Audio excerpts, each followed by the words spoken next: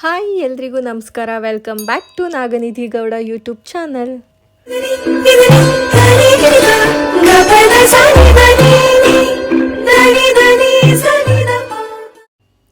ಕೆಲ್ಸದ ಬ್ಯುಸಿಲಿರೋದ್ರಿಂದವ ವಿಡಿಯೋ ಯಾವುದು ಪೋಸ್ಟ್ ಮಾಡಲಿಕ್ಕಾಗಲಿಲ್ಲ, ಕ್ಷಮೆ ಇರಲಿ ಮಾರೇರೆ.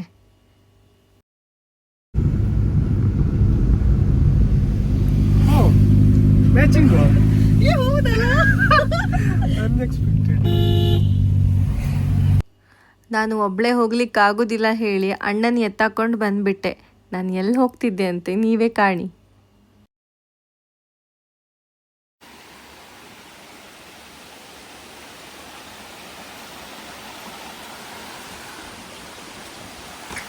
ಅಣ್ಣ ಹಾಯ್ ಮಾಡು ಹಂಗೆ.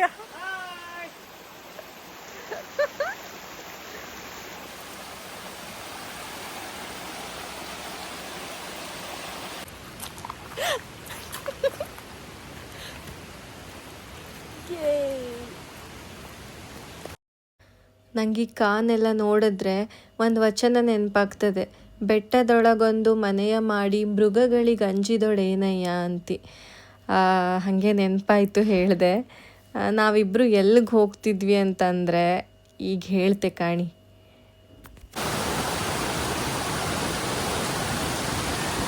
ನಿಮಗೆ ಗೊತ್ತಾಯಿತು ಅಂತ ಕಾಣ್ತದೆ. ಎಂತಕ್ಕೆ ಅಂದರೆ ಈ ನೀರಿನ ರಭಸದ ಸೌಂಡ್ ಕೇಳಿದ್ರೆ ಗೊತ್ತಾಗ್ತದೆ. ನಾವು ಹೋಗ್ತಿರೋದು ಫಾಲ್ಸ್ಗೆ. ಇದು ಬಂಗಾರ ಕುಸುಮ ಫಾಲ್ಸ್ ಅಂತ ಹೇಳಿ, ನಾನು ರಾಶಿ ದಿನ ಆಗಿತ್ತು ಹೋಗದೆಯಾ ಅಂಥೇಳಿ ಅಣ್ಣನ ಕರ್ಕೊಂಡು ಬಂದೆ. ಎಂತ ಅಂತ ಹೇಳಿದ್ರೆ ಇದು ಉತ್ತರ ಕನ್ನಡ ಡಿಸ್ಟ್ರಿಕ್ಕಲ್ಲಿ ಇರೋದು. ಗೇರ್ಸೊಪ್ಪ ಅಂತ ನೀವು ಊರಿನ ಹೆಸರನ್ನ ಕೇಳಿರ್ಬೋದು.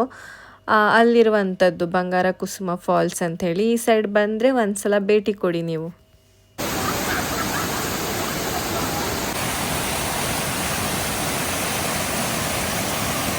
ಮಳೆಗಾಲ ಆಗಿರೋದ್ರಿಂದ ನಾವು ಜಾಸ್ತಿ ಹತ್ತಿರಕ್ಕೆಲ್ಲ ಹೋಗಲಿಲ್ಲ. ಎಂತಕ್ಕೆ ಅಂದರೆ ನೀರಿನ ಫೋರ್ಸ್ ಜಾಸ್ತಿ ಇರೋದ್ರಿಂದವ ಒಂದು ಸ್ವಲ್ಪ ಡೇಂಜರಸ್ ಇರ್ತದೆ ಅಂತ ಹೇಳಿ. ಹಾಗೆ ನಾವು ಎಲ್ಲ ಮುಗಿಸ್ಕೊಂಡು ಮನೆಗೂ ಬಂದಾಯಿತು. ಸಂಜೆ ಅಜ್ಜಿ ಮನೇಲಿ ಪೂಜೆ ಇತ್ತು. ಕೊಟ್ಟೆ ಕಡುಬು ಪಂಚಕಜ್ಜಾಯ ಎಲ್ಲ ಮಾಡಿದರು.